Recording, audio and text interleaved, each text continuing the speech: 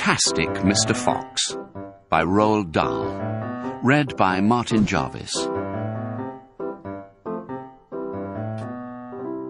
Down in the valley, there were 3 farms. The owners of these farms had done well. They were rich men. They were also nasty men. All 3 of them were about as nasty and mean as any men you could meet. Their names were Farmer Boggis, Farmer Bunce, and Farmer Bean. Boggis was a chicken farmer. He kept thousands of chickens. He was enormously fat. This was because he ate 3 boiled chickens smothered with dumplings every day for breakfast, lunch, and supper. Bunce was a duck and goose farmer. He kept thousands of ducks and geese. He was a kind of pot-bellied dwarf. He was so short his chin would have been under water in the shallow end of any swimming pool in the world. His food was doughnuts and goose livers. He mashed the livers into a disgusting paste and then stuffed the paste into the doughnuts. This diet gave him a tummy ache and a beastly temper. Bean was a turkey and apple farmer.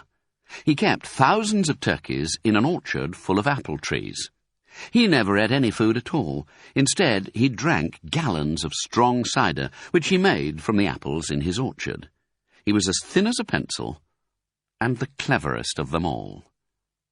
Boggis and Bunce and Bean, one fat, one short, one lean, these horrible crooks, so different in looks, were none the less equally mean.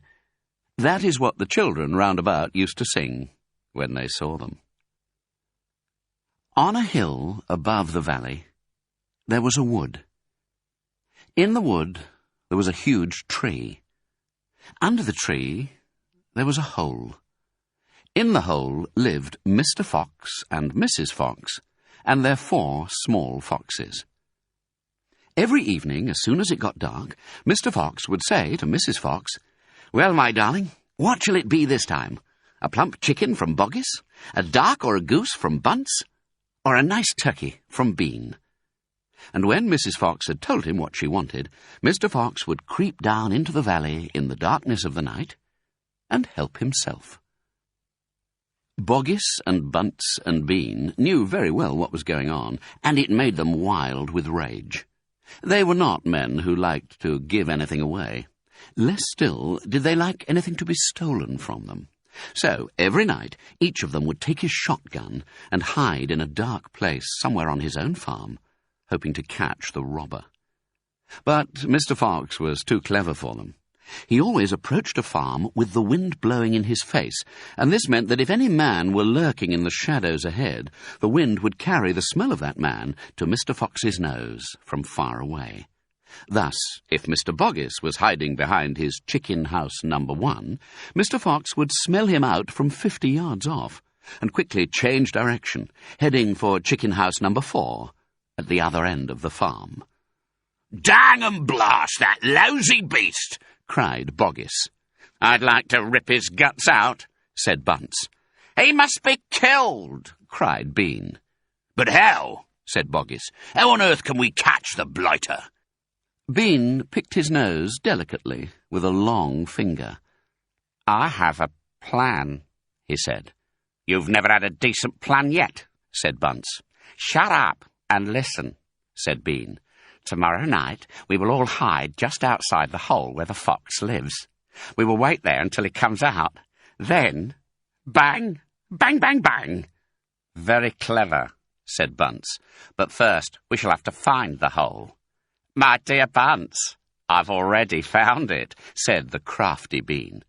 "It's up in the wood on the hill. It's under a huge tree." "Well, my darling," said Mr. Fox, "what shall it be tonight?" "I think we'll have duck tonight," said Mrs. Fox. "Bring us 2 fat ducks, if you please, one for you and me, and one for the children." "Ducks it shall be," said Mr. Fox. "Bunce is best." "Now do be careful," said Mrs. Fox. "My darling," said Mr. Fox, "I can smell those goons a mile away.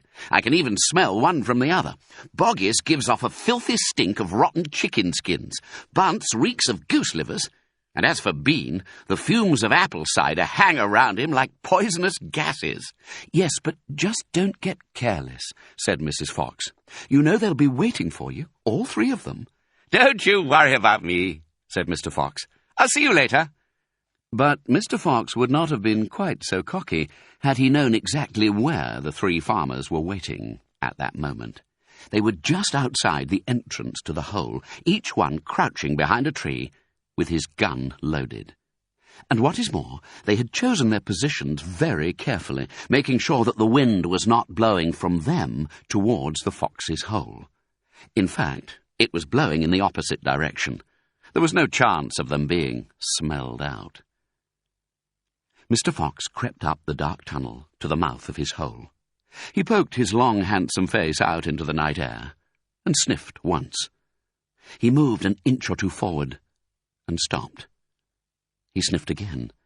He was always especially careful when coming out from his hole. He inched forward a little more. The front half of his body was now in the open. His black nose twitched from side to side, sniffing and sniffing for the scent of danger.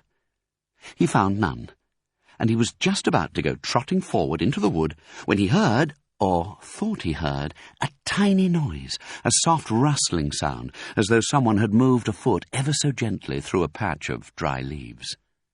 Mr. Fox flattened his body against the ground and lay very still, his ears pricked. He waited a long time, but he heard nothing more. It must have been a field mouse, he told himself, or some other small animal. He crept a little further out of the hole, then further still. He was almost right out in the open now. He took a last careful look around. The wood was murky and very still. Somewhere in the sky, the moon was shining. Just then, his sharp night eyes caught a glint of something bright behind a tree not far away. It was a small silver speck of moonlight shining on a polished surface. Mr. Fox lay still, watching it. What on earth was it? Now it was moving. It was coming up and up. Great heavens! It was the barrel of a gun! Quick as a whip, Mr. Fox jumped back into his hole, and at that same instant the entire wood seemed to explode around him. Bang, bang! Bang, bang! Bang, bang! The smoke from the three guns floated upward in the night air. Boggis and Bunce and Bean came out from behind their trees and walked towards the hole. "Did we get him?" said Bean. One of them shone a flashlight on the hole, and there, on the ground, in the circle of light, half in and half out of the hole, lay the poor, tattered, blood-stained remains of a fox's tail. Bean picked it up. "We got the tail, but we missed the fox," he said, tossing the thing away. "Dang and blast," said Boggis. "We shot too late. We should have let fly the moment he poked his head out." "He won't be poking it out again in a hurry," Bunce said. Bean pulled a flask from his pocket and took a swig of cider. Then he said, "It'll take 3 days at least before he gets hungry enough to come out again. I'm not sitting around here waiting for that. Let's dig him out." "Ah," said Boggis, "now you're talking sense. We can dig him out in a couple of hours. We know he's there." "I reckon there's a whole family of 'em down that hole," Bunce said. "Then we'll have the lot," said Bean.